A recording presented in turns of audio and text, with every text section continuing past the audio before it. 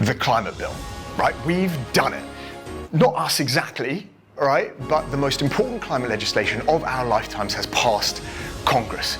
And it's given us this feeling, this emotion that we're not familiar with when it comes to climate change.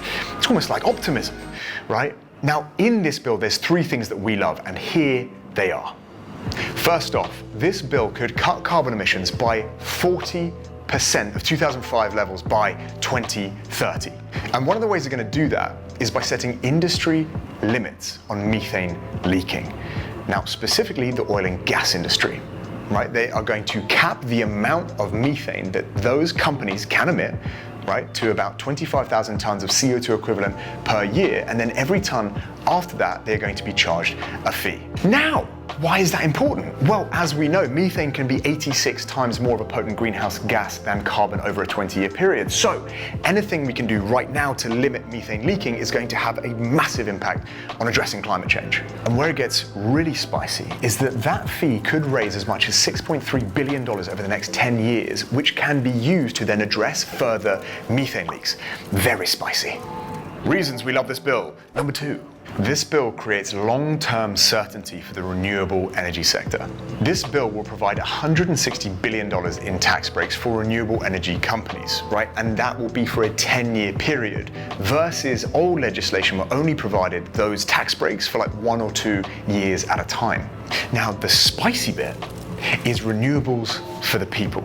Right? This is the $37 billion in this bill that is designed specifically to incentivize individuals to use more clean energy resources in their consumption, right? Whether that is in their homes or through their vehicle purchases. This is bloody exciting and spicy. Reasons we love this bill. Part 3. This bill allocates $60 billion towards environmental justice programs, things like cleaner energy and lower emissions for low-income communities, because these communities have been historically and disproportionately affected by climate change.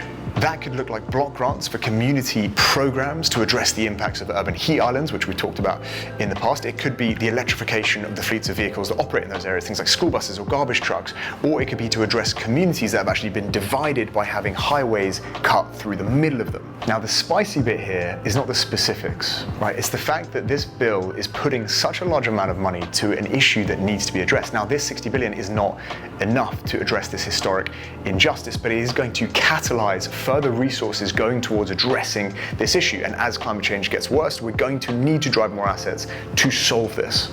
Now, those are our 3 favorite spicy little tidbits about this bill, but it is not perfect. And so this is the first of a 2-part series. In the next video, we're going to go through the things that we didn't necessarily love. So stay tuned and let us know if you've got any questions about the bill. Cheers.